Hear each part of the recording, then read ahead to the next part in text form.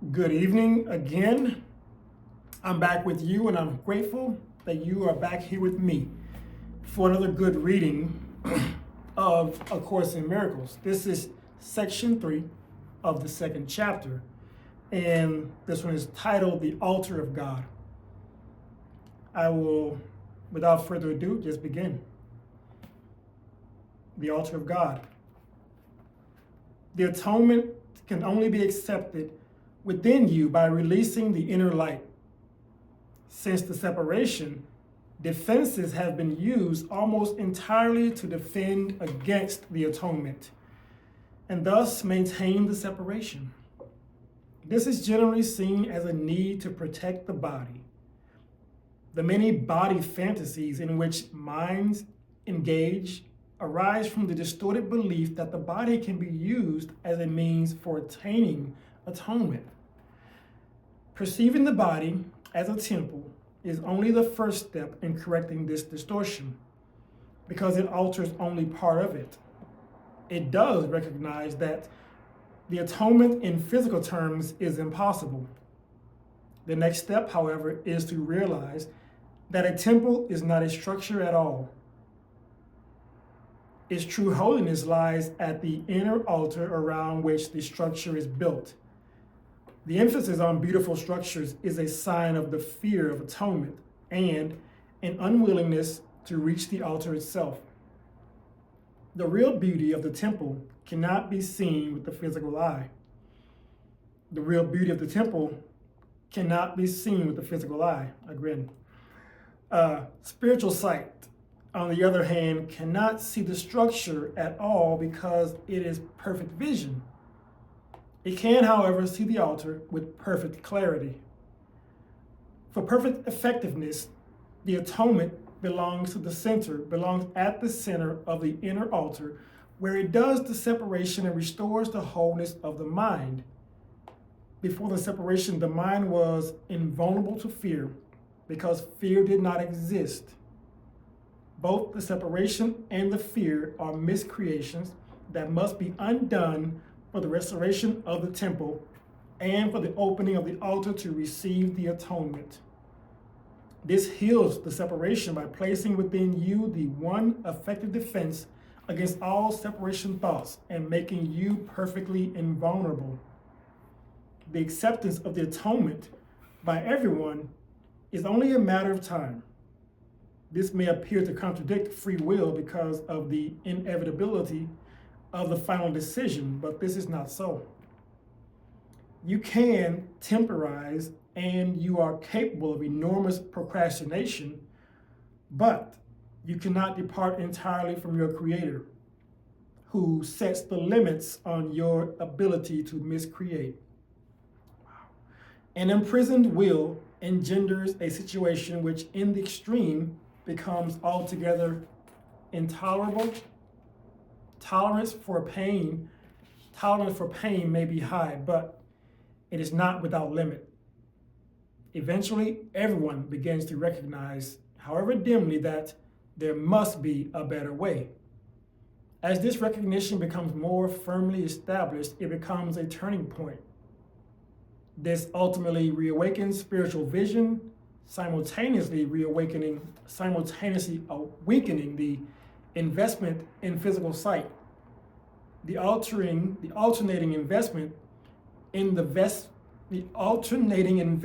in the two levels of perception is usually experienced as conflict, which can become very acute, but the outcome is as certain as God. Spiritual vision literally cannot see error and merely looks for atonement. All solutions the physical eye seeks dissolve. Spiritual vision looks within, recognizes immediately that the altar has been defiled and needs to be repaired and protected. Perfectly aware of the right defense, it passes over all others, looking past error to truth. Because of the strength of its vision, it brings the mind into its service. This reestablishes the power of the mind and makes it increasingly unable to tolerate delay. realizing that it only adds unnecessary pain.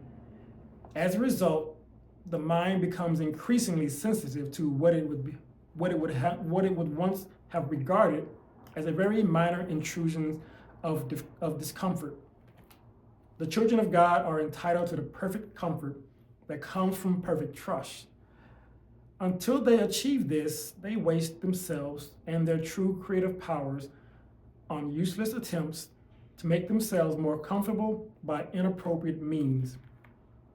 But the real means are already provided and do not involve any effort at all on their part. The atonement is the only gift that is worthy of being offered at the altar of God because of the value of the altar itself. It was created perfect and is entirely worthy of receiving perfection. God and his creations are completely dependent on each other.